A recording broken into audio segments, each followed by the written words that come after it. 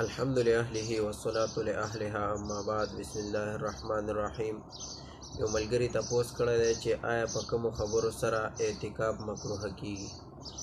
جواب داسې دی چې اعتکاف په دې سره مکروه کیږي چې یو سړی مستقل غلی ناست دی، خاموش ناست دی، خبرې نه کوي او د عبادت ګڼي دا خاموشي، نو دا مکروه عمل دی، د نه ځان ساتل پکار دی. په اعتکاف په حالات کې حالات کې بالکل خاموش کېناستل او هغې ته عبادت ویل دا مکروه دی. نمبر 2، فضول خبرې په جماعت کې کول د اعتکاف په حالات کې چې فضول خبرې کوي، لا یعنی خبرې کوي، نو دې سره اعتکاف مکروه کیږي.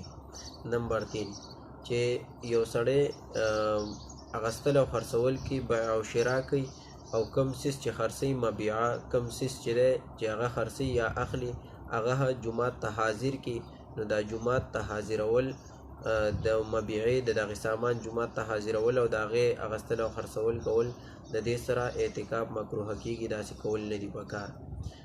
یو خبره یاد ساتل پکار دي، که چېرته یو سړی په اعتکاف په حالات کې غلی کېناستو او خبرې نه کولې خو عبادت هم نه ګڼو، د دې سره هېڅ ممانعت په دې کې نشته او هېڅ قباحت پکې نشته. که غلی ناست او عبادت یې نه ګڼي نو هېڅ خبره نه ټیک او جایز دي. یا بیع او شرا کوي او مبیعه جومات ته نه حاضري، کم سامان چې اخلي یا خرڅوي هغه جومات ته نه حاضري او هسې اغستل خرڅول کوي، دغسې صرف بیع او شرا کوي، خبره کوي، نو په دې سره هم اعتکاف نه مکروه کیږي، ټیک او جایز دی. والله اعلم.